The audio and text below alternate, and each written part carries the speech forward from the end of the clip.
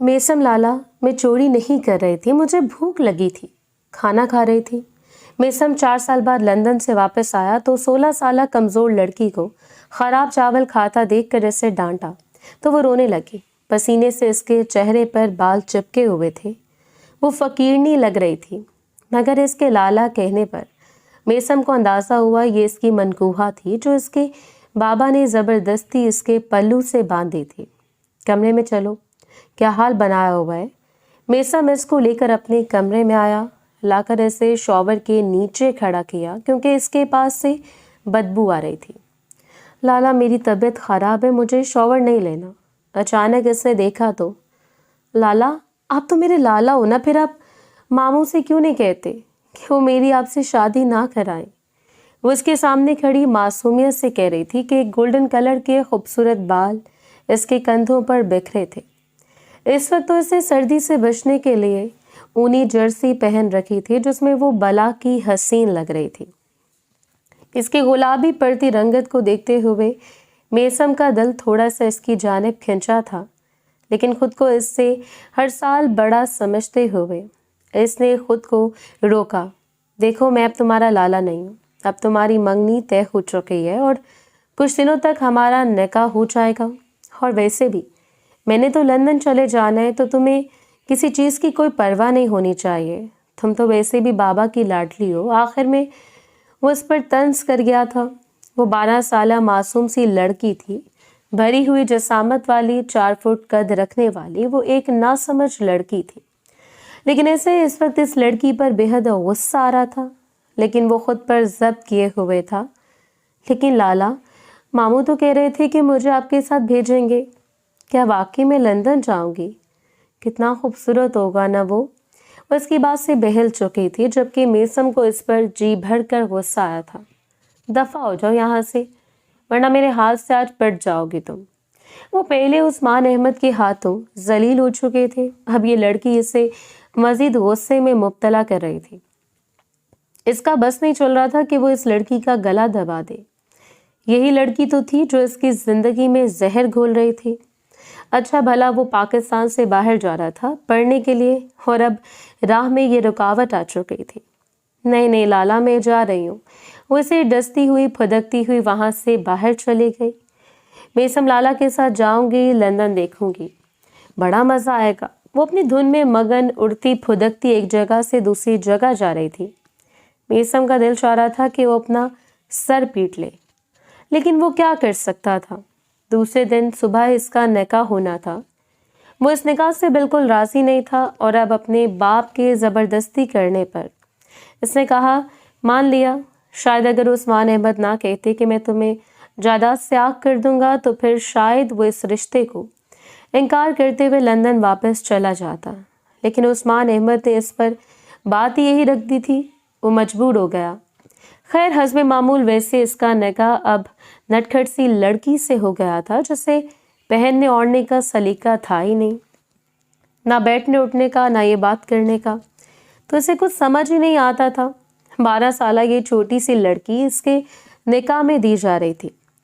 वो 20 साल का एक खूबरू नौजवान था, वो इससे 8 साल बड़ा था। वो ऐसी लड़की को अपनी जिंदगी में बर्दाश्त नहीं करना चाहता था, लेकिन किस्मत ने इसके साथ इसी लड़की को लिख दिया था। निकाह नामे पर दस्तखत करने से पहले वो उस्मान अहमद से एक बात करना नहीं भूला था। बाबा, मैं आपकी मर्जी से ये निकाह तो कर रहा हूँ, लेकिन मुझे इस लड़की को अपने साथ नहीं लगाना। वो लड़की किसी तौर के काबिल नहीं है। मैं इसे दूसरे मुल्क में अपने साथ लेकर चलता फिरूं, और वैसे भी मैं वहाँ कोई कमाने नहीं जा रहा, पढ़ने के लिए जा रहा हूँ। इसे अपने पास रखेंगे तभी मैंने कहा हमें दस्तखत करूँगा। उस्मान अहमद इस बात पर कुछ सोच में पड़े थे, लेकिन फिर इन्होंने इजाज़त ले ली। इसने खुशी खुशी निकाहनामे पर दस्तखत किए थे। दिल में बस यही थी कि 4 साल बाद जब वापस आएगा तो ये लड़की भी कुछ समझदार हो गई होगी और वो अपने बाबा को भी अच्छे तरीके से समझा लेगा। हालात मुख्तलिफ होंगे, लेकिन वो शायद गलत सोच रहा था। ये इसकी गलत फहमी थी। खैर, वो जल्दी से अपनी पैकिंग करना शुरू हो गया था। मेसम लाला, अब तो हमारी शादी हो गई है ना, अब जा रहे हैं, मैं भी आपके साथ जा रही हूँ, बहुत मज़ा आएगा ना। मेसम लाला, वो अभी तक इसे लाला कहे जा रही थी। निकाह के बाद अलबत्ता उस्मान अहमद ने ये शर्त रख दी कि वो इसके कमरे में जाएगी, इसके कमरे में रहेगी। भले मेसम ने आज रात की फ़्लाइट से वापस जाना था। उस्मान अहमद ने बड़ी मुश्किल से अपना कामदार दुपट्टा संभालती मलिहा को देखते हुए कहा, बेटा तुम जाओ मेसम के साथ, इसके बैग पैक करवाने की कोशिश करो, इसकी मदद कराओ ताकि वो जल्द से जल्द जा सके, इसकी फ़्लाइट मिस ना हो जाए। लेकिन मामू, क्या मैं मेसम लाला के पास नहीं जा रही? आपने तो कहा था कि मैं मेसम लाला के साथ जाऊंगी, इसने मुंह बनाते हुए कहा तो उस्मान अहमद इसके करीब आए, मुस्कुराते हुए इसके साथ में सीने से लगा लिया। नहीं बेटा, वो अगली बार जब आएगा तुम्हें साथ लेकर जाएगा। अभी तो वो पढ़ने जा रहा है ना, जब वो पढ़ लिख कर कुछ बड़ा आदमी बनकर आएगा तब वो कमाने के लिए वापस जाएगा, तब तुम्हें भी साथ लेकर जाएगा। इसलिए बेटा अभी जाकर सिर्फ इसी की पैकिंग करो। उस्मान अहमद ने इसे इसके दर पे प्यार से समझाया था कि वो समझ भी गई। चुनाचे वो अपने कपड़े संभालती हुई अपनी कज़नों के हमरा इसके कमरे में आई थी। मेसम अभी कमरे में नहीं आया था। इसे इसकी कस्में बिठाती हुई एक बार फिर से बाहर चली गई। कमरा बहुत अच्छे तरीके से सजा था। कुछ देर बाद ही दरवाज़ा खुला। ये क्या? वो सामने देखकर बनकर रह गया। उस्मान अहमद इस बात पर कैसे पक्के आ सकते थे? इतनी छोटी सी गुड़िया को इसके साथ रुखसत कर दिया था। भले इसने आज की फ़्लाइट से वापस जाना था, इसने इस लड़की के साथ नहीं रहना था, लेकिन फिर भी इतनी छोटी बच्ची के रुख थी। इसे गुस्सा आया। बैठी हुई मलिहा ने इसे अपने दराज बल के उठाकर इसके जानिब देखा तो मेसम का दिल धड़का था। न जाने क्यों वो इस लड़की की जानिब अपने आप को खिंचता हुआ महसूस कर रहा था, लेकिन इसने जल्दी से ड्रेसिंग का रुख किया और इसी वक्त वो उठी थी और इसके साथ बैग पैक करवाने लगी थी। अभी वो इसे लाला कहकर पुकार रही थी, जबकि मेसम को बहुत गुस्सा आ रहा था। मुझे लाला मत कहा करो, अब मैं तुम्हारा लाला नहीं रहा। वो गुस्से से धारता हुआ इसके करीब आया तो वो कुछ दूर हटी। छोटी सी मासूम सी मलिहा इसके सामने एक गुड़िया लग रही थी। सॉरी लाला, मेरा मतलब है गुस्से वाले भयानक लड़के, उसके जानिब देखते हुए कहने लगी तो मेसम को मजीद गुस्सा आया। वो इसके करीब होता हुआ इसकी कमर में हाथ डालता इसे अपने करीब कर गया। मलिहा का छोटा सा नरम सा दिल होल कर रह गया। आंखों से आंसू जारी हो गए। प्लीज़ मुझे ना मारे, मैं आपके साथ कपड़े करवा रही हूँ, मैं आपको कुछ नहीं कहती, आप मुझे साथ ना लेके जाएं, लेकिन मुझे नहीं मारे। वो मासूमियत से कहती इससे दूर हटने लगी, लेकिन न जाने क्यों इसके लम्स ने मेसम को जकड़ लिया था। नहीं, तुम्हें सज़ा तो मिलेगी ना, तो मुझे लाला कहती हो ना। ये कहते हुए मुंह से मजीद खुद के करीब कर गए और फिर आहिस्तगी से इसके होंठों का झुका वो मासूम सी बच्ची अपने सांस रोक के खड़ी रह गई। आंखों से दो मोतियों की तरह चमकने वाले आंसू गिरे और बहते चले गए। कुछ देर बाद वो दूर हटा, अपने आप पर काबू पाता हुआ इससे खुद से दूर रहने की बात कर रहा था। दूर हो जाओ अब यहाँ से, मेरे करीब मत आना, मैं अपनी पैकिंग खुद कर लूँगा, जाओ यहाँ से। वो गुस्से से धारा, लेकिन अपनी सांस बहाल करते हुए मलिहा ने डर कर इसकी जानिब देखा। अभी वो हालात को समझने की कोशिश कर रही थी कि वो एक बार फिर से धार उठा। मैंने कहा जाओ यहाँ से, खड़ी खड़ी मेरा मुंह क्या देख रही हो? वो गुस्से से बोला तो वो भागती हुई कमरे से बाहर निकल गई, जबकि मेसम अभी तक अपने आप को कंट्रोल नहीं कर पा रहा था। वो अपने बेड पर बैठकर अपने सर को दोनों हाथों में थामे बड़े बड़े सांस लेने लगा। इतनी छोटी सी बच्ची के साथ वो अपना वक्त गुजार कर इसके साथ ज्यादती नहीं कर सकता था। वो जल्द से जल्द यहाँ से जाना चाहता था। वैसे तो इसकी फ़्लाइट शाम की थी, लेकिन अभी शाम में काफ़ी वक्त था और इससे यूँ लग रहा था जैसे अभी न जाने शाम तक का वक्त 2 दिन है या 2 सदियाँ। वो जल्द से जल्द जाना चाहता था। अल्लाह अल्लाह करके इसकी तमाम पैकिंग मुकम्मल हुई और वो क्या पोर्ट की जानिब निकल गया। जाते जाते इसने एक नज़र मलिहा पर डाली थी, जो अभी तक निकाह के जोड़े में खड़ी थी और वो अपनी उंगलियां मड़ो रही थी। इसका दिल चाहा कि वो एक बार इसके करीब जाकर कहे कि मैं वापस आऊँगा, लेकिन इसे इस लड़की पर गुस्सा भी था। अब वो यहाँ रहना नहीं चाहता था और उड़ान भरकर लंदन पहुँच गया था और पीछे से इसने कभी कोई खैर खबर रखी नहीं थी। इसका जहाज़ अब लंदन के लिए परवास कर चुका था। اس کے لندن جاتے عثمان احمد نے بھی اپنی امریکہ کی ٹکٹ بک کروائی اور امریکہ چلے گئے۔ ان کا آفس وہیں بھلا پولا ہوا تھا۔ بہن کی فوتگی کے بعد وہ اپنی بھانجی کو مکمل طور پر حفاظت میں رکھنا چاہتے تھے۔ ان کی مرتی ہوئی بہن نے ان کے ہاتھ پر ہاتھ رکھتے ہوئے کہا، بھائی صاحب میری بیٹی کا خیال رکھنا، اسے محفوظ ہاتھوں میں دینا، تبھی اسے کوئی تکلیف نہ ہونے دینا۔ وہ اپنی بہن کے چلے جانے کے بعد انہوں نے بس یہی سوچا تھا کہ وہ اپنی بھانجی کو اپنی بہو بنائیں گے، ہمیشہ کے لیے اسے اپنے پاس رکھیں گے، ان کی نظروں کے سامنے ہوگی تو کوئی تکلیف بھی نہیں آئے گی۔ اور پھر عثمان احمد کا بیٹا میسم جو کہ اپنی پڑھائی کے لیے لندن جانے والا تھا، انہوں نے اسے روکا اور اپنی بھانجی سے شادی کرنے پر مجبور کر دیا، کیونکہ وہ جانتے تھے کہ ان کی بیوی ان کی بھانجی سے کس قدر ناخوش تھی، اور وہ یہ بھی جانتے تھے کہ پھر اس کے بعد وہ خود بھی امریکہ چلے جائیں گے۔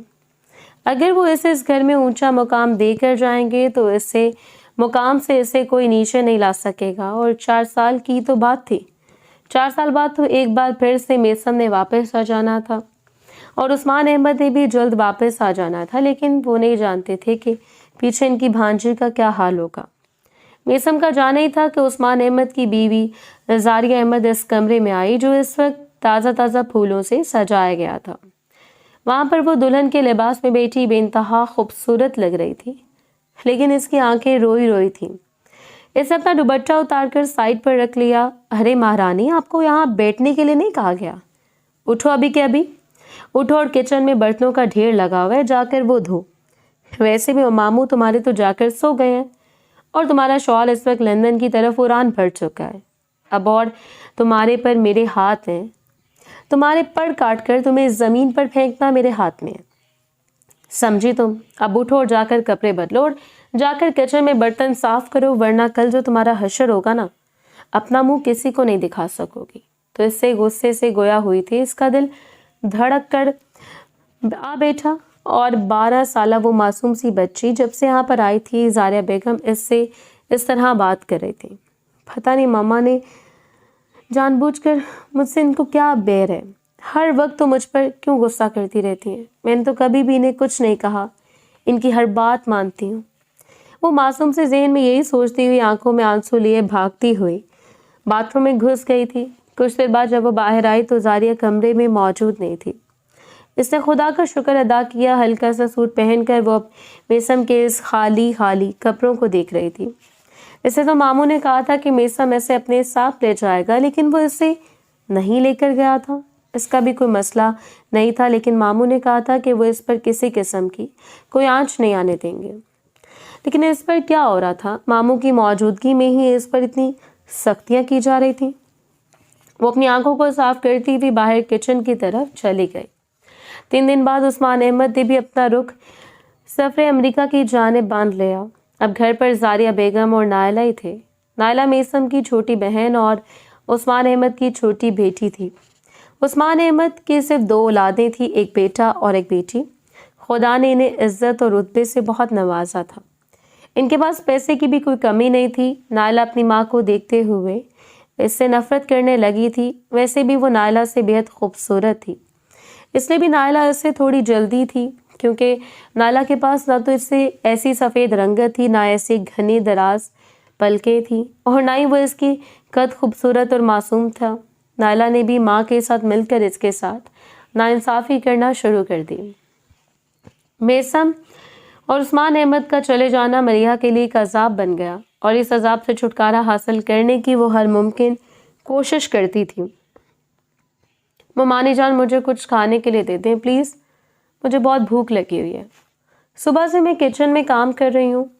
وہ چھوٹی سی 12 سالہ معصوم سی لڑکی جو کہ ایک کرسی رکھ کر اس پر کھڑے ہو کر کھانا بنا رہی تھی۔ کھانا بناتے ہوئے اس کا ہاتھ کئی بار جلا تھا۔ اس کے بائیں بازو پر کافی سارے نشانات تھے، بائیں کلائی کافی جل چکی تھی، اور وہ دونوں ماں بیٹی خاموشی سے مسکراتے ہوئے اسے دیکھ رہی تھیں۔ لیکن ایک کونے میں کھڑی ملازمہ نے اسے ہمدردی بھری نگاہوں سے دیکھا تھا۔ ملازمہ کی آنکھوں میں چمکتے ہوئے آنسو اس بات کا ثبوت دے رہے تھے کہ وہ کس قدر خدا ترس لڑکی تھی، اور وہ بھی کوئی 27-28 साल की लड़की थी। वो शादीशुदा थी और इसका एक बच्चा भी था जो रोज़ाना इसके साथ आता था। इसके साथ भी शुरू शुरू में इसी तरह का सलूक किया गया था जिस तरह का मलिया से किया जा रहा था। अब खाना पकाने के बाद वो इनसे खाना मांग रही थी जब जारिया बेगम उठती हुई इसके पास आई। क्या खाना मांगती हो? खाना खाएगी? तुम अपने आप को इस घर की मालकिन समझने लगी हो। खबरदार, इस घर की मालकिन सिर्फ और सिर्फ मैं हूँ। मेरे अलावा इस घर में अगर किसी का हुक्म नहीं चलता, समझे तुम? ये कहते हुए वो इसके बालों से पकड़ती हुए इसे चूल्हे के करीब ले आए। कोने में खड़ी मुलाजमा भागती हुई इसके पास पहुंची। साहिबा, खुदा के लिए ये जुल्म ना करें, खुदा के लिए बच्ची है, आपने पहले भी मुझे खाना नहीं बनाने दिया और इसी को बनाने दिया। देखें इसकी क्या हालत हो चुकी है। खुदा के लिए अगर खाना नहीं देती तो ना दे, लेकिन इसके साथ ऐसा मत करें। मुलाजमा रोती चिल्लाती इसे छुड़ाने की कोशिश कर रही थी, लेकिन नायला दूर खड़ी मुस्कुरा रही थी। दफा हो जाओ तुम, बीच में ना आना, वरना अपनी नौकरी से भी हाथ धोगी और तुम्हारे साथ भी यही करूंगी। ना आना बीच में, दफा हो जाओ यहाँ से। वो इसे धुतकारते हुए मलिहा के बालों से पकड़ती हुए इसे चूल्हे तक लाई थी। चूल्हे पर आग जलाने के बाद इस पर चिमटा रख चुकी थी। मलिहा हैरानगी से इसकी जानिब देख रही थी। इसकी आंखों से आंसू बह रहे थे। अब आहिस्ता आहिस्ता खतरे की घंटी इसे अपने सर पर मंडलाती हुई महसूस होने लगी। मुमानी जान, प्लीज़ ऐसा ना करें। खुदा के लिए मैं किसी को कुछ नहीं कहूँगी, मैं खाना भी नहीं मांगूंगी, आप जो कहेंगी वो मैं करूँगी। खुदा के लिए मुझे छोड़ दें, मुझे मत मारें। वो रोते हुए मदद की भीख मांग रही थी। नहीं, तुम्हें ऐसे तो मैं नहीं छोड़ने वाली ना। खैर, अगर दोबारा तुमने मुझसे खाना मांगा, लेकिन आज जब तुमने मुझसे बदतमीजी की और अपने आप को मलकियत समझने की कोशिश की, तो तुम्हें सबक तो सिखाना पड़ेगा। ये कहते हुए गरम गरम लाल होता चिमटा इसकी कलाई पर एक बार फिर से लगाया। एक दिल दहला देने वाली चीख इसके मुंह से निकली और इसके दो आंसू इसकी पलकों से टूटकर इसकी आंखों से गालों पर बहते चले गए। पास ही खड़ी मुलाजमा तड़प रही थी। वो इसका दर्द जानती थी, क्योंकि वो भी ऐसे लम्हात से गुजर चुकी थी। एक के बाद एक वो चिमटा इसकी कलाई पर लगा रही थी। इसकी कलाई से कोहनी तक की सारी कलाई, सारा बाजू जल चुका था। वो दर्द से चिल्ला रही थी। इसे अपना भूखा पेट भूल चुका था। अब इसे दर्द और जलत ने आ लिया था। मॉम, मैं तो कहती हूँ इसके मुंह पर भी ऐसा ही चिमटा लगाएं, ताकि ये दोबारा आपके सामने मालकिन बनने की कोशिश ना कर सके। पीछे करी नायला ने लुकमा दिया था। नहीं, आज के लिए इतना काफ़ी है। अगर आगे से ही मेरे साथ ऐसे बदतमीजी करेगी तो फिर तुम इसका अंजाम देख लेना। दफ़ा हो जाओ अब यहाँ से। ये कहते हुए इसने इसे धक्का दिया तो इसी नौकरानी पर जाल लगी थी। नौकरानी ने इसे जल्दी से अपने सीने से लगा लिया था। वो दोनों माँ बेटी अकड़ती हुई वहाँ से चली गईं और वो नौकरानी के सीने से लगी फूट फूट कर रोने लगी। समीरा आपी, क्या जिनकी माएँ नहीं होती उनके साथ ऐसे ही सलूक किया जाता है? इसने मासूमाना सवाल किया था और इस बात पर समीरा तरफ उठी थी। हाँ मेरी बच्ची, ये ऐसे नहीं कहते। मैं तुम्हारी बहन भी हूँ, तुम्हारी माँ भी हूँ। जो भी बात हो मुझसे कर लिया करो। तुम्हें कुछ खाने के लिए मांगना हो मुझसे मांग लिया करो, लेकिन बीबी जी के सामने बात मत किया करो। मैं तो यहाँ घर की सिर्फ मुलाजमा थी और तुम तो इस घर की ना चाही हुई बहू भी हो। वो तुम्हें मुझसे कई ज़्यादा तकलीफ़ देंगी। मैं इनकी तकलीफ़ें सह चुकी हूँ। मेरी बच्ची को तुम अपना ख्याल रखो। चलो आओ, मैं तुम्हें मरहम लगा देती हूँ। वो रोती हुई अपने सीने से लगाती इसका माथा चूमती इसके बाजों पर मरहम लगाने लगी। वो सिसक उठी। मामू कहाँ रह गए आप? देखे ना मुमानी जान मेरे साथ कैसा बर्ताव कर रही हैं। आप जल्दी आ जाएं। वो अपने दिली दिल में अपने मामू को पुकार रही थी। दिल में कहीं किसी गोशे में मेसम का भी इंतजार था और दूसरी तरफ अपनी माँ के प्यार से अदा किए गए जुमले में भी वो मासूम सी बच्ची अबन जालमों के रहमो करम पर थी, जिन्हें किसी का कोई एहसास नहीं होता था। इसी रात समीरा इसके साथ सोई थी। वो अकेले सोने से डरती थी और समीरा नहीं चाहती थी कि इसे किसी किस्म की तकलीफ हो। समीरा इसके साथ ही इसके कमरे में सो गई थी। کبھی کبھی تو یوں ہوتا تھا کہ سمیرہ اسے اپنے ساتھ لیے اپنے کوارٹر میں چلی جاتی تھی، لیکن جب ان لوگوں کو پتہ چلا کہ وہ اکیلے سونے سے ڈرتی ہے اور ابھی تک میسم کے کمرے میں سو رہی ہے، تو اس روز بھی ملیحہ کے لیے کوئی عام سا دن نہیں تھا، بلکہ قیامت خیز دن تھا۔ تمہاری اتنی ہمت کہ تم میرے بیٹے کے بیڈ پر سوتی ہو، نہ صرف خود سوتی ہو بلکہ گھر کے دوسرے ملازمین کو بھی سلاتی ہو، تمہیں ابھی تک سبق نہیں ملا؟ یہ کہتے ہوئے اس نے اس کے بالوں سے پکڑتے ہوئے اس کے منہ پہ پیدر پہ تھپڑ برسانا شروع کر دیے تھے۔ سمیرہ اپنے بچے کو سلا رہی تھی، اس وجہ سے وہ کوارٹر سے یہاں نہیں آئی تھی اور یہاں سے اس کی چیخیں کوارٹر تک نہیں جا سکتی تھی، یہاں تک کہ اس کے منہ سے خون بہہ نکلا تھا۔ 1 سال گزر چکا تھا اسے یوں ہی ان کے ظلم و ستم سہتے ہوئے، اور تب سے لے کر اب 1 سال گزر جانے کے بعد بھی وہ میسم کے کمرے میں نہیں آئے تھے۔ دن بہ دن وہ خاموش ہوتی چلی جا رہی تھی۔ 14 سال کی عمر میں وہ اس قدر خاموش تھی جس قدر کوئی 25-26 سالہ انسان کسی دکھ میں مبتلا ہو کر خاموش ہو جاتا ہے۔ اب اس سے کوئی غلطی نہیں ہوئی تھی، اس کا دل دکھتا بھی تھا تو وہ سمیرہ کے پاس جا کر اپنا دل ہلکا کر لیتی تھی، اور پھر اس کے بعد رونے دھونے کے بعد وہ بالکل ٹھیک ہو جایا کرتی تھی۔ وہ سمیرہ کے ساتھ اس کے کوارٹر میں سوتی تھی، اس کے پاس پہننے کے لیے کپڑے بھی نہیں ہوتے تھے، وہ بھی سمیرہ اسے اپنے والد کے دیے ہوئے چھوٹے کر کے دیا کرتی۔ اس کی زندگی نے نہ جانے کیسے ہچکولا کھایا تھا کہ اکثر بدل کر رہ گئی۔ آنکھوں میں ڈھیر سارے خوابوں کے ٹوٹنے کی کرچیاں تھیں، اور نہ جانے کیا کچھ تھا۔ ماموں کا انتظار اسے ہمیشہ رہتا تھا، لیکن 2 سال گزرنے پر بھی جب عثمان احمد واپس نہ لوٹے تو اس نے امید ترک کر دی تھی۔ اب اسے کسی سے کوئی گلا شکوہ نہیں تھا۔ پہلے پہل وہ روتی خدا سے شکایتیں کرتی تھی، لیکن اب اس سے صبر آنے لگا تھا۔ دن بھی مزید گزرتے چلے جا رہے تھے۔ 2 سال گزرنے کے بعد اب وہ 14 سال کی تھی، اور 14 سال کی یہ بچی اب خاموش طبع ہو چکی تھی، اور نائلہ اور زاریہ کو کوئی بھی ایسا موقع نہیں مل رہا تھا جب وہ اسے نیچا دکھانے کی کوشش کرتی۔ میسم اور عثمان احمد کبھی کبھی کال کرتے ہوئے اس سے بات کرنے کی کوشش کرتے تو وہ اسے کہہ کر خاموش کروا دیتی کہ وہ اس وقت کھیل رہا ہے یا پڑھ رہی ہے، لیکن حقیقت کچھ الگ لگتی تھی۔ وہ پڑھ بھی نہیں رہی تھی اور وہ کھیل بھی نہیں رہی تھی، وہ تو اب ان سب چیزوں سے الگ تھلگ ہو کر رہ گئی تھی۔ ماں کے چلے جانے کے بعد دنیا نے اسے اصل رخ دکھانا شروع کیا تھا۔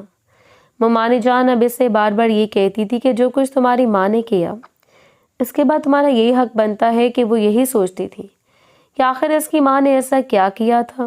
کئی بار اس نے سمیرہ سے بھی پوچھا تھا، لیکن سمیرہ بھی سب سے بے انجام تھی، اور وہ دونوں ایک دوسرے کے دکھ سکھ کے ساتھ ہی تھے۔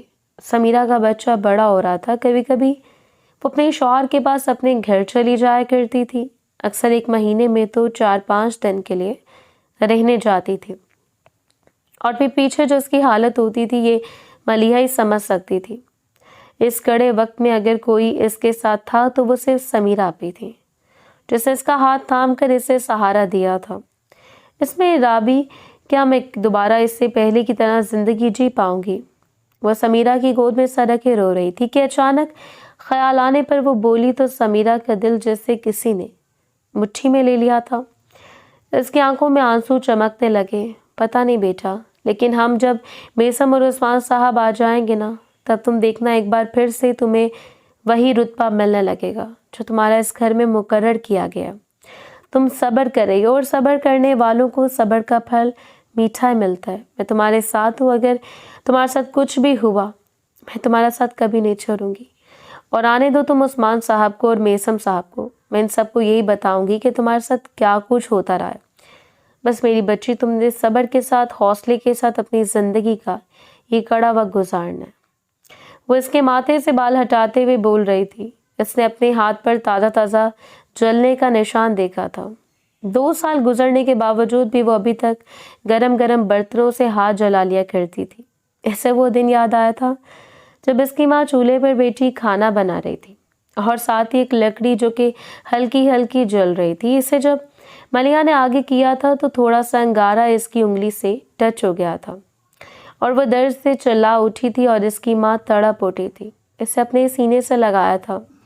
سب سے پہلے اس کی انگلی کے اسی پور کو بوسہ دیا تھا جہاں پر انگارہ لگا تھا، پھر اپنے سینے سے لگاتے ہوئے بولی، خدا تجھے کبھی نہ کرے میری پیاری بیٹی، دودھ اور مکھن کی طرح سفید، تمہارا صاف اور شفاف نصیب ہو، تمہیں کبھی ایسی کوئی گرم ہوا نہ لگے۔ اور یہ کہتے ہوئے وہ رونے لگی تھی۔ اس کی انگلی پر فوراً مرہم لگایا تھا، لیکن آج تو اس کا پورا ہاتھ جل گیا تھا اور اس کی ماں کو خبر تک نہیں تھی۔ اس نے روتے ہوئے آنکھیں بند کی۔ سمیرہ باجی نے اپنی سائڈ ٹیبل پر کھڑی ہوئی مرہم کی بوتل اٹھائی اور اس پر مرہم لگانے لگی۔ لمحے بھر کے لیے اسے جلن ہوئی اور اس نے سی کی آواز کے ساتھ اپنا ہاتھ کھینچنا چاہا، لیکن سمیرہ باجی نے ہاتھ نہیں چھوڑا۔ بس کچھ دیر اور تھوڑا سا صبر کر لو، پھر ٹھیک ہو جائے گا، اس نے پیار سے کہا۔ وہ خاموش ہو گئی۔ اب دن یوں ہی گزرنے لگے۔ سمیرہ ابھی اس کا شوہر گھر لے جا چکا تھا۔ اس کے شوہر کی اور اس کے بیٹے کی طبیعت بہت زیادہ خراب تھی۔ اس وجہ سے اس نے 1 مہینے کی چھٹی مانگی تھی۔ اس 1 مہینے کی چھٹی پر ملیحہ درد سے کراہ کر رہ گئی تھی۔ اس کے پاس تو غم سنانے کے لیے ایک ہی گندا تھا جو اسے چھن چکا تھا، لیکن اس کی زندگی کا اصل امتحان تو اب شروع ہوا تھا۔ وہ کچن میں کھڑی کھانا بنا رہی تھی جب اسے اپنے پیچھے سے کسی کی آواز سنائی تھی۔ یہ آواز زادیہ کی تھی۔ وہ بہت تمہاری چمچی بنی پھرتی ہے نا، اب دیکھو اس کی غیر موجودگی میں تمہارے ساتھ کیا کرتی ہوں۔ یہ کہتے ہوئے اس نے اس کے منہ پر تھپڑ برسانا شروع کر دیے۔ پہلا تھپڑ اسے لگا تو وہ گرم گرم دیگچی پر جا لگی تھی، لیکن اس نے اس پر اپنا ہاتھ رکھ لیا تھا جس پر اس کی ہتھیلی جل اٹھی تھی، لیکن اس کا منہ نہیں جلا تھا، ورنہ آج تو زاریہ کی پکی تیاری تھی کہ وہ اس کا چہرہ جلا دیتی۔ وہ چیختے ہوئے اس سے مدد کی بھیک مانگ رہی تھی، ان سے رحم کی بھیک مانگ رہی تھی، لیکن وہ صفاق بنی ہوئی تھی۔ اس کے چہرے پر تھپڑ برساتے برساتے انہوں نے دیکھا کہ اس کے چہرے، اس کی ناک اور منہ سے خون بہنے لگا ہے، اور پھر وہ ایک دم سے چکرا کر نیچے زمین پر گر پڑی تھی۔ جب اس کی آنکھ کھولی تو وہ ایک اندھیرے کمرے میں تھی جہاں آس پاس کوئی بھی نہیں تھا۔ وہ سمیرہ آپا کا کندھا ڈھونڈنے کے لیے وہ بار بار انہیں پکارے جا رہی تھی، اور نہ ہی اسے آنا تھا۔ وہ 1 مہینے کے لیے جا چکی تھی، 15 دن تو ویسے بھی گزر چکے تھے، لیکن اب اس اندھیرے کمرے میں اس کا دل گھبرا رہا تھا۔ وہ بار بار دیواروں کو ٹٹولتی ہوئی دروازے کو کھوج رہی تھی، اور پھر 15 منٹ کی مشقت کے بعد اسے دروازہ ملا تھا۔ وہ دونوں ہاتھوں سے دروازہ پیٹنے لگی۔ خدا کے لیے دروازہ کھولیں ممانی جان، مجھے بہت ڈر لگ رہا ہے، میرا دم گھٹ رہا ہے، میں مر جاؤں گی، خدا کے لیے۔ لیکن کسی نے کوئی دروازہ نہیں کھولا، نہ ہی اس کی کسی نے کوئی آواز سنی۔ نہ جانے اسے کس جگہ پر بند کر دیا گیا تھا۔ وہ روتی چیختی چلاتی رہی، پھر روتے روتے اسے وہیں نیند آ گئی۔ وہ ایک بار پھر سے نیند سے اٹھی تھی، ایک بار پھر سے دروازہ بجانے لگی تھی۔ کہیں کوئی بھی ایسا سوراخ نہیں تھا جہاں سے کوئی چھوٹی سی کرن روشنی کی گھس آتی۔ وہ مکمل طور پر اندھیرے میں ڈوبا ہوا کمرہ تھا۔ نہ جانے اس یہاں پر کتنے دن گزر گئے تھے۔ وہ بھوک سے نہیں انہیں ڈھالتی۔ ایک بار پھر سے اس نے دستک دی۔ اب کی بار دروازہ کھلا تھا۔ اس کی آنکھوں میں روشنی پڑی تو اس کی آنکھیں چندیا گئی تھیں۔ اس کے سامنے کوئی اور نہیں، سمیرہ آپا کھڑی تھیں۔ باہر بلب کی روشنی تھی جو اس کی آنکھوں کو بند کر رہی تھی۔ سمیرہ آپا جلدی سے اس کے پاس بیٹھی، اسے سینے سے لگاتی ہوئی اسے خاموش رہنے کا اشارہ کیا۔ سمیرہ آپا کو دیکھ کر اس کی سسکیاں بن گئی تھی۔ اس کے ساتھ اتنے دنوں کیا ہوتا رہا، وہ اسے سب کچھ بتانا چاہتی تھی۔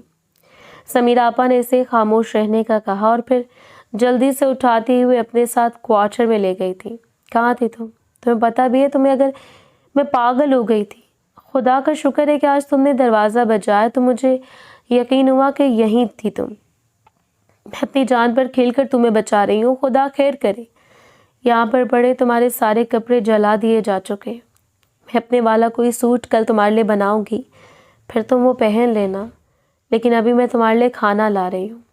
یہ کہتے ہوئے وہ وہاں سے چلی گئیں، اور جب واپس آئیں تو اس کے ہاتھ میں کچھ کھانا اور روٹیاں تھیں۔ وہ اسے کھلانے لگیں اور پھر کہنے لگیں، خبردار اگر تم نے کوئی آواز نکالی یا پھر کسی کو یہاں ہونے کی اطلاع دی، تم بس خاموشی سے رہنا، کل میں تمہارے لیے اپنے والا کوئی سوٹ بنا لوں گی، تم وہ پہن لینا اور بس خاموش ہو جاؤ۔ دوسرا دن سمیرہ آپا کو سر کھجانے کا بھی وقت نہیں ملا تھا کیونکہ آج میسم آ رہا تھا۔ اور اس کے لیے الگ الگ انواع اقسام کے کھانے بنائے جا رہے تھے۔ پورے 4 سال لندن گزارنے کے بعد وہ پاکستان آ رہا تھا تو گھر والوں کے لیے خوشی دیدنی تھی، لیکن کسی کو بھی اس کا خیال نہیں آیا تھا۔ سمیرہ آپا ابھی تک کھانا بنا رہی تھی اور پھر اسے زاریہ نے اپنے پاس بلایا۔ میسم آ چکا تھا، سب نے مل کر کھانا کھایا، لیکن ملیحہ اس سب سے ناواقف تھی۔ اسے کچھ پتا نہیں تھا۔ زاریہ نے سمیرہ کو اپنے پاس بلایا اور اپنی ٹانگیں دبوانے کا کہہ دیا۔ وہ وہاں پر بیٹھی اس کی ٹانگیں دبا رہی تھی، لیکن اس سے بار بار ملیحہ کا خیال آ رہا تھا۔ نائلہ اپنے کمرے میں جا کر سو گئی تھی۔ شدید بھوک پیاس نے جب ملیحہ کو تنگ کیا تو وہ دبے قدموں کوارٹر سے باہر آئی۔ ادھر ادھر دیکھا، کوئی بھی موجود نہیں تھا۔ دبے قدموں کے ساتھ وہ حویلی کے اندر گھسی اور پھر آہستہ آہستہ چلتی ہوئی کچن تک آئی۔ یہاں کوئی بھی موجود نہیں تھا۔ اسے خدا کا شکر ادا کیا، لیکن سمیرہ ابا کو ڈھونڈنے کے لیے اس کی بےتاب نظریں ادھر ادھر گھوم رہی تھیں۔ لیکن اس سب سے پہلے اسے کھانا چاہیے تھا۔ فریج کو تالا لگایا ہوا تھا، لیکن ہاں، صبح کے باسی چاول ایک پتیلے میں پڑے ہوئے تھے۔ جب اس نے پتیلے کا ڈھکن اتارا تو اسے بھوک لگنے لگی۔ وہ جلدی سے ایک پلیٹ میں چاول لیے نیچے بیٹھ گئی۔ زیرو کا بلب ہلکی ہلکی روشنی پورے کچن میں چھائے ہوئی تھی اور کبھی سے جانوروں کی طرح کھانا کھاتا دیکھ کر وہ اس کے قریب آیا تھا۔ کون ہو لڑکی؟ چور ہو تم اس گھر میں گھسائی ہوئی؟ اور یہ آواز سنتے وہ چونک اٹھی۔ اس کے سامنے وہی شخص کھڑا تھا جو 4 سال پہلے اسے یہاں چھوڑ گیا تھا۔ وہ میسم تھا۔ میں چوری نہیں کر رہی، میں چور نہیں ہوں، کھانا کھا رہی تھی، بہت بھوک لگی تھی، وہ معصومیت سے کہنے لگی۔ اس کی آنکھوں سے آنسو بہنے لگے اور ڈر کے مارے اس کے ماتھے پر پسینہ آنے لگا۔ ملیحہ تم اس حالت میں؟ وہ اسے میلے کچلے کپڑوں میں دیکھ رہا تھا۔ نہ جانے اس نے بال کتنے عرصے سے نہیں دھوئے تھے۔ باسی کھانا کھانے سے تمہارا پیٹ خراب ہو جائے گا، اٹھو اور میرے ساتھ چلو۔ وہ اس کے ہاتھ سے پکڑتا ہوا اپنے کمرے میں لایا تھا۔ 4 سال ہو گئے تھے اس کمرے کو خیرآباد کہے ہوئے۔ وہ چاروں طرف اس کمرے کو دیکھ رہی تھی۔ وہ اسے جلدی سے واش روم لایا تھا۔ اسے بہت گندی بدبو آ رہی تھی جو کہ میسم کے لیے ناقابل برداشت تھی۔ وہ اس قدر خوبصورت لڑکی ان 4 سالوں میں کیسے بدل چکی تھی، کیسے فقیروں جیسی حالت اس کی ہو چکی تھی۔ میری طبیعت خراب ہے میسم لالا، میں نہیں نہا سکتی، اس سے بخار ہو چکا تھا۔ اس وجہ سے وہ نہیں نہانا چاہتی تھی، لیکن میسم اس پر شاور کھول کر اس سے دور مٹی ہٹا رہا تھا۔ اگلے ہی پل وہ تولیہ لیا اس کے جانب بڑھا۔ اس پر دھول مٹی تو اتر چکی تھی، لیکن اس کی پیلی رنگت نے میسم کو مٹھی میں لیا۔ کیا ہو گئے تمہیں؟ کیوں اپنا خیال نہیں رکھتی؟ بھلے اسے میسم لالا کہنے پر غصہ آ رہا تھا، لیکن اس کی یہ حالت دیکھ کر وہ حیران رہ گیا تھا۔ اسے دکھ ہو رہا تھا۔ وہ جلدی سے بھاگ کر ڈریسنگ میں سے اس کا سوٹ نکال کر لایا تھا، جب وہ اس کے لیے خود لایا تھا، ورنہ یہاں پر کوئی بھی سوٹ اس کا نہیں بچا ہوا تھا۔ کمرہ نفاست سے سیٹ کیا گیا تھا، لیکن یوں لگتا تھا جیسے اس کمرے میں ان 4 سالوں میں کوئی رہا ہی نہ ہو۔ اسے زاریہ سے اس کے بارے میں پوچھا تو زاریہ نے اس کی بات ٹال دی تھی، لیکن اب اسے ہلکا ہلکا علم ہو رہا تھا کہ آخر وہ کیسے وہ لڑکی کو ان کے رحم و کرم پر چھوڑ گیا تھا۔ وہ اس پر تولیہ لپیٹتے ہوئے اس کے کپڑے چینج کروانے لگا۔ وہ سختی سے تھر تھر کانپ رہی تھی اور فوراً بے ہوش ہو کر اس کی باہوں میں چلی گئی۔ وہ اس کے بڑھنا وجود کو اپنی باہوں میں جھکتا دیکھ کر اپنا دل دھڑکتا محسوس کر رہا تھا۔ اس کا ارادہ بدلنے لگا اور وہ اس کی گردن پر جھکنے لگا۔ شاور سے آنے والے پانی کی بوندیں ان دونوں کو گیلا کر رہی تھیں۔ میسم بھلے اپنی زندگی کے 4 سال باہر گزار کر آیا تھا، لیکن ابھی تک وہ اپنے نکاح کے دن میں ملیحہ پر آئے ہوئے روپ کو نہیں بھولا تھا، اور تبھی تو وہ بھی اس کی بے ہوشی کی فکر نہ کرتے ہوئے اس پر جھکتا چلا جا رہا تھا۔ لیکن بہت جلدی سے احساس ہوا اور پھر وہ اسے جلدی سے اپنے بیڈ تک لایا۔ وہ سردی سے تھر تھر کانپ رہی تھی۔ اس نے جلدی سے اسے اس پر کمبل دیا اور اس کے بال تولیے سے خشک کرنے کے بعد اسے کمبل میں گرم ہونے دیا، لیکن کمبل بہت گرم ہونے کے باوجود بھی وہ ابھی تک ٹھٹر رہی تھی، سسکیاں لے رہی تھی اور وہ اسے اپنے قریب کرتے ہوئے وہیں سو گیا تھا۔ جب اس کی آنکھ کھلی تو اس نے دیکھا وہ اس کے پہلو میں ویسے سوئی ہوئی تھی، اس کی سردی ختم ہو چکی تھی۔ یکٹک اسے دیکھ رہا تھا۔ وہ لڑکی بہت خوبصورت تھی، لیکن اس کی رنگت بہت پیلی پڑ چکی تھی۔ اس کی آنکھوں کے نیچے ہلکے بھی ہو چکے تھے اور وہ کمزور بھی بہت ہو چکی تھی۔ اس کے براؤن بال اس کے چہرے پر آئے ہوئے تھے۔ جس نے اسے انگلیوں سے ہٹایا تو وہ ایک جھٹکے سے آنکھیں کھولے اسے اپنے پاس دیکھے دور ہٹنے لگی تھی، لیکن اس نے اسے کھینچ کر اپنے قریب کر لیا۔ 4 سال تو دور رہی ہو مجھ سے، کیا اب بھی دور رہو گی؟ وہ اپنائیت سے کہہ رہا تھا۔ اس کی آنکھوں سے آنسو نکل آئے تھے۔ آپ جانتے آپ مجھے کس عذاب میں دھکیل کر گئے تھے؟ وہ پہلی بار اس کے سامنے بول رہی تھی اور وہ حیرانگی سے اسے دیکھ رہا تھا۔ وہ معصوم سی ملیحہ کہاں دفن ہو گئی تھی؟ یہ تو کوئی اور ہی ملیحہ تھی جس کے چہرے پر بلا کی سنجیدگی تھی۔ وہ بھلے سوتے ہوئے معصوم لگ رہی تھی، لیکن اب وہ ایک میچور عورت بن چکی تھی۔ 16 سال کی عمر میں یہ چھوٹی سی لڑکی اپنی زندگی کے کیسے کیسے باپ پڑ چکی تھی، وہ جانتا تک نہیں تھا۔ فی الحال وہ حیرت سے اس کی سمجھداری دیکھ رہا تھا۔ روتے ہوئے اس نے اپنا ہاتھ آگے کیا اور پھر جلے ہوئے تمام نشانات جو ابھی تک واضح تھے، وہ انہیں دیکھ کر حیران رہ گیا۔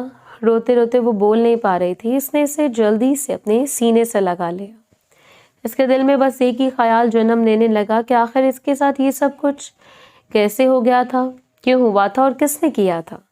وہ تو رو رو کر بتا نہیں پا رہی تھی۔ وہ اسے لیتا ہوا جلدی سے باہر نکلا۔ امی میری بات سنیں، ملیحہ کے ساتھ یہاں کیا ہوا ہے؟ اس کی یہ حالت کیوں ہو چکی ہے؟ جبکہ اس کے سامنے کھڑی زاریہ بیگم ایک دم پھیکی پڑنے لگی۔ وہ حیران ہو رہی تھی کہ تہہ خانے سے اسے اٹھا کر کون لایا تھا؟ یہ تمہیں کیسے ملی بیٹا؟ یہ تو وہاں تہہ خانے میں، اور ابھی ان کی بات مکمل نہیں ہوئی تھی کہ وہ چلایا۔ آپ نے اسے تہہ خانے میں رکھا، اسے بھوکا پیاسا رکھا؟ شرم آنی چاہیے آپ کو، میری امانت تھی آپ کے پاس، کیسے کر سکتی ہیں آپ ایسا؟ وہ چلا رہا تھا۔ اس کے پیچھے کھڑی ملیحہ ڈر سے کانپ رہی تھی، اور اس کے سامنے کھڑی اس کی ماں حیرت کا بت بنے کبھی اسے دیکھتی اور کبھی ملیحہ کو۔ میں نے انہیں کچھ نہیں بتایا ممانی جان، وہ ڈر کے مارے بولی تو وہ پیچھے مڑا۔ تمہیں ڈرنے کی کوئی ضرورت نہیں ہے، اور ویسے بھی اس گھر کے سبھی CCTV کیمروں میں یہ بس اب باتیں درج تو ہو گئی ہوں گی۔ رکے میں بھی دیکھتا ہوں۔ یہ کہتے ہوئے اس نے اپنا موبائل نکالا۔ وہ بھول گئی تھی کہ ایک کنیکشن اگر ان کے کمپیوٹر میں تھا تو دوسرا کنیکشن میسم کے موبائل میں بھی تھا، اور پھر دیکھتے دیکھتے پچھلے 4 سال کی تمام ریکارڈنگ اس کے سامنے عیاں ہو چکی۔ اب کچھ ڈکا چپا نہیں رہا تھا۔ عثمان احمد بھی اسی وقت فلائٹ سے پہنچے تھے۔ گھر میں یہ ہنگامہ دیکھ کر وہ حیران رہ گئے تھے، اور میسم نے انہیں بتا دیا تھا کہ سمیرہ نے یہ سب گواہی دی تھی، جبکہ ملیحہ روتے ہوئے ہلکان ہوئے جا رہی تھی۔ جب میسم نے خود سے لگا رکھا تھا، اس کی ہچکیاں بن گئی تھیں۔ مجھے معاف کر دینا بیٹا، تمہارا ماموں تمہارے لائق نہیں ہے۔ میں نے سوچا تھا میں تمہیں اپنے گھر کی عزت بنا دوں گا تو تمہیں کوئی کچھ نہیں کہہ پائے گا، لیکن نہ جانے تمہاری ممانی کو تمہارے ساتھ کیا دشمنی ہے۔ زاریہ تم کیوں نہیں بتا دیتی کہ آخر تمہیں دشمنی کیا ہے میری بھانجی سے؟ اور کبھی زاریہ پھٹ پڑی۔ دیکھیں عثمان صاحب، آپ کی بہن کی بہت میرے بھائی کے ساتھ طے ہوئی تھی بات، لیکن آپ کی بہن نے ہمارے منہ پر کالک ملتے ہوئے کسی اور کے ساتھ بھاگنے کا فیصلہ کر لیا۔ وہ تو اور آپ کا ساتھ دے رہے تھے، بھاگنے کا فیصلہ اس کا غلط تھا، اور اس بات پر نفی کرتے ہوئے آپ نے اس شخص کے ساتھ اسے نکاح میں باندھ دیا، اور میرے بھائی کا ہمارا تو بدلہ تھا نا، لیکن نہیں، آپ نے تو بدلہ لینے نہیں دیا۔ اگر آپ اس کی بیٹی ہمارے دروازے پر آئی تھی تو میں اس کی ماں کا بدلہ اس سے کیسے نہ لیتی، اور میں اس سے بھی زیادہ اس سے پہلے۔ وہ کچھ کہتی ایک زوردار تھپڑ زاریہ کے منہ پر پڑا تھا۔ بے غیرت کمزر عورت، اپنے بھائی کے کارنامے تم نے نہیں دیکھے تھے؟ وہ میری بہن کو بسانے لائق تھا کیا؟ اس کے لائق جو تھا میں نے وہ اسے دیا تھا، اور میں نے تم سے وعدہ کیا تھا کہ تم میری بہن کی عزت کرتی رہو گی، لیکن تم نے کم ظرفی دکھائی ہے۔ خبردار اگر آج کے بعد تم نے ملیحہ پر ہاتھ اٹھایا یا اس کے سامنے کوئی بات کی، ابھی تو میں چھوڑ آؤں، ورنہ خدا کی قسم تمہیں یہیں کھڑے کھڑے فارغ کر دیتا۔ وہ غصے سے بولے تھے۔ ان کے لیے مرتی ہوئی بہن کا دیا گیا آخری تحفہ ملیحہ ہی تو تھی، اور وہ اسے جان سے زیادہ پیاری تھی۔ ملیحہ آنکھوں میں آنسو لیے عثمان کی طرف متوجہ ہوئی۔ ماموں جان آپ کچھ مت کہیں، وہ میری ماؤں کی طرح ہے، اور ان پر ہاتھ اٹھانا بہت غلط ہے۔ انہوں نے جو کیا مجھے سکھانے کے لیے کیا۔ اس کے ساتھ جھکاتے ہوئے کہا، تو میسم کو بہت دکھ ہوا، کاش کہ میں تمہیں 4 سال پہلے اپنے ساتھ لے گیا ہوتا تو شاید یہ نوبت ہی نہ آتی۔ نہ جانے تم نے کیسے کیسے دکھ برداشت کیے ہوں گے۔ اس نے کرب سے سوچتے ہوئے اسے اپنے سینے سے لگایا۔ وہ رو رہی تھی لیکن اس کا صبر آج کام آ گیا تھا۔ کچن میں کھڑی ہوئی سمیرہ کی آنکھوں میں آنسو تھے لیکن ہونٹوں پر مسکراہٹ کھل رہی تھی۔ اسے سر اٹھا کر جی سمیرہ آپا کی جانب دیکھا۔ سمیرہ آپا کی بلائیں لیتے ہوئے اسے مسکراتے ہوئے دلاسا دیا تھا۔ اس نے مسکراتے ہوئے میسم کے کندھے پر اپنا سر ٹکا دیا۔ اسے سمیرہ آپا کی بات یاد آئی تھی جب انہوں نے کہا کہ خدا تعالیٰ تو صبر کرنے والوں کے ساتھ ہے، ایک نہ ایک دن تمہیں تمہارے صبر کا صلہ ضرور ملے گا، تمہیں وہ سب کچھ ملے گا جو تم سے چھینا جا رہا ہے، جس کے لیے تمہیں دکھ دیا جا رہا ہے۔ بس تمہیں اللہ سے امید رکھنی چاہیے اور صبر کرنا چاہیے۔ اور ویسے اس نے صبر کا ساتھ دیا تھا اور پھر خدا نے صبر کا صلہ اتنا میٹھا دیا تھا۔ بابا میں اب اس گھر میں ایک منٹ نہیں رکوں گی، جہاں میری بیوی کے ساتھ اتنا ظلم ہوا وہاں میں اپنی بیوی کو یوں تنہا نہیں چھوڑ سکتا۔ میں تو بس 1-2 دن کے لیے آیا تھا کہ مجھے واپس لندن جانا تھا، لیکن اب میں اپنی بیوی کو ساتھ لے کر جاؤں گا۔ پہلے میں اس کے کاغذات تیار کرواؤں گا اور اب اس کے بغیر میں نہیں جاؤں گا، اور جب اسے ساتھ لے کر جاؤں گا تو کبھی واپس نہیں آؤں گا۔ اس بات سے آپ کو ڈر تھا نا، کہ اس بات کے لیے آپ ڈرتی تھیں کہ آپ کا بیٹا آپ سے چھین لے گی، تو دیکھیں اب اپنے بیٹے کو آپ اپنے آپ سے چھیننے والی خود ہی آج کے بعد میں اس گھر کا رخ نہیں کروں گا۔ بس کچھ دن کی مہلت دے دیں تاکہ میں اپنی بیوی کے کاغذات وغیرہ تیار کروا سکوں۔ یہ کہتا ہوا وہ ان کے ساتھ کمرے میں آ گیا۔ وہ روئی جا رہی تھی اور اس کے دونوں ہاتھوں کو اپنے ہاتھوں میں لیے بیٹھا تھا۔ مجھے معاف کر دو ملیحہ، میں تمہارا حق ادا نہیں کر پایا۔ بات یہ تھی کہ مجھے تم سے بہت محبت تھی، لیکن تم بہت چھوٹی تھی۔ میں تمہارے ساتھ اپنے تعلقات پیدا کر کے تمہیں یوں بیچ راہ میں چھوڑ کر نہیں جانا چاہتا تھا۔ تم ناسمجھ بھی تھی، تمہیں ساتھ لے جانا میرے لیے خطرے سے خالی نہیں تھا، اس لیے میں تمہیں نہیں لے کر گیا، لیکن کاش میں لے جاتا تو یہ نہ ہوتا۔ لیکن اس نے اس کے ہاتھوں پر اپنا ہاتھ رکھا اور مسکراتے ہوئے کہا، مجھے کسی چیز کی پرواہ نہیں، سمیرہ آپا نے مجھے سب کچھ بتا دیا، لیکن ہاں انہوں نے مجھے کہا تھا کہ میں صبر کروں اور صبر کا پھل بہت میٹھا ہوتا ہے۔ سمیرہ آپا میرے جانے کے بعد بہت کچھ مشکلیں آئیں گی، لیکن میں چاہتی ہوں کہ آپ سمیرہ آپا کا اتنا دھیان رکھ لیں، انہیں اتنا دے دیں کہ انہیں نوکری نہ کرنی پڑے، یا پھر ان کے شوہر کو کوئی اچھی سی جاب لگوا دیں۔ اسے مسکراتے ہوئے کہا۔